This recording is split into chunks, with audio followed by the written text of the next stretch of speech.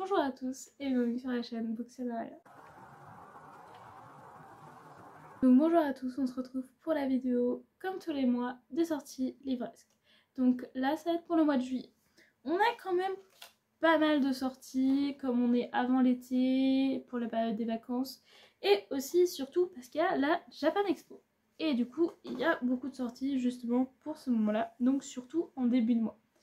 Donc si vous avez cette impression que tout est regroupé en même temps, c'est normal. Donc je vous ai fait une petite sélection comme d'habitude. Je vous mettrai les couvertures juste ici. Et dans la barre de description, vous aurez tous les liens pour tous les livres que je présente. Comme ça, vous pouvez aller voir les résumés. Comme d'habitude, comme il y en a beaucoup, je vais vous en parler brièvement. Et comme ça, s'il y en a un qui vous tape dans l'œil, vous pouvez voir le résumé et voir s'il vous tente. Sur la semaine du 3 juillet, j'en ai noté 5. 6 comme il y en a un qui sort le 4, mais il y en a 5 le 3. En termes de graphique, on a la suite de Twilight Montana Cocoon qui sort. Donc, j'ai plus besoin de vous le dire que ça reste une de mes sagas préférées. Forcément, ça va être un achat. On a enfin la suite de Criminal Fiançailles qui sort avec le tome 8. Donc il a le droit à un petit collector pour cette sortie. Mais si je ne me trompe pas, je crois qu'on était à jour sur la sortie VO. Qui fait qu'on va avoir du temps d'écart avec les prochaines suites. Parce que là, je crois que le tome 7 était sorti il y a au moins un an, je crois. Donc on a au moins un an et demi d'attente, comme pour, par exemple, comme pour Vanitas. Les mémoires de Vanitas, c'est pareil, on a au moins un an et demi d'attente. Donc on a enfin la suite, j'ai très hâte de pouvoir l'acheter. On a du coup le dernier graphique qui sort, c'est Les Carnets de l'Apothicaire qui va sortir le 4 juillet. On a le droit à un très beau collector. Pas pour tout le monde je pense parce qu'il est aux alentours de 30 €.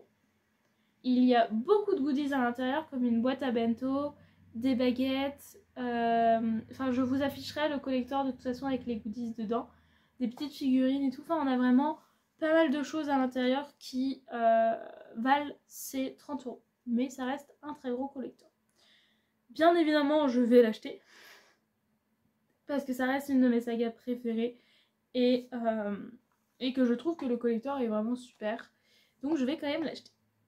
Pour les romans qui sortent le 3 juillet, on a le livre qui refusait de brûler, qui sort donc le 3 juillet, qui me tente beaucoup. Je le vois beaucoup passer.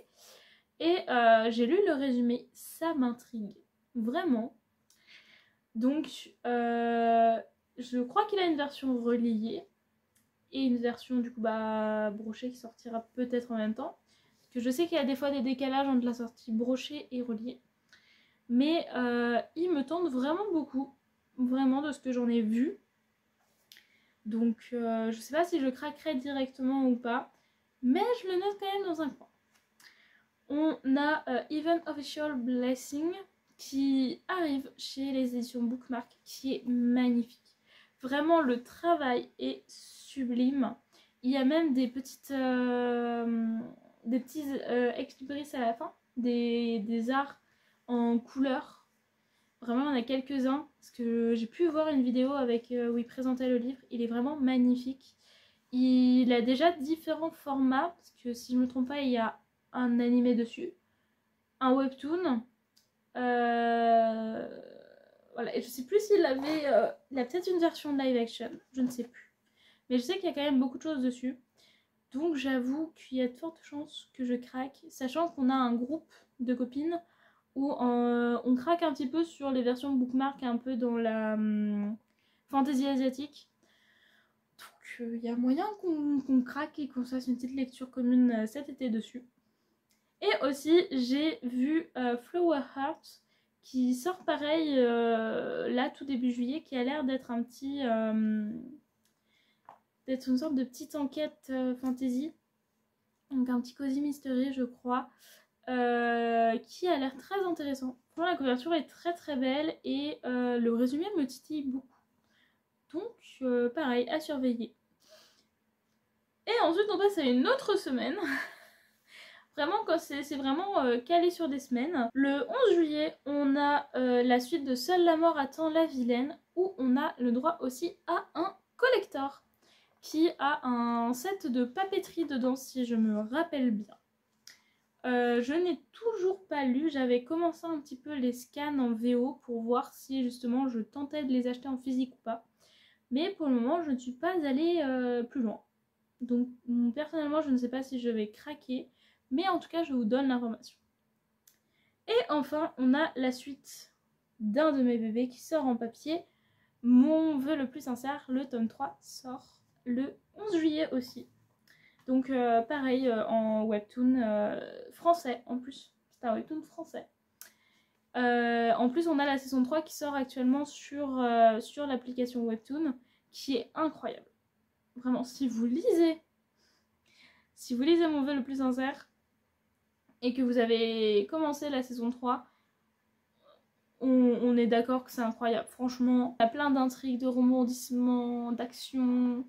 Franchement, c'est trop bien. Et je n'arrêterai jamais de recommander cette saga.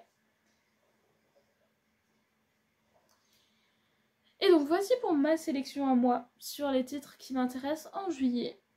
Et vous, qu'est-ce qui vous intéresse en juillet? Sur quoi vous allez craquer?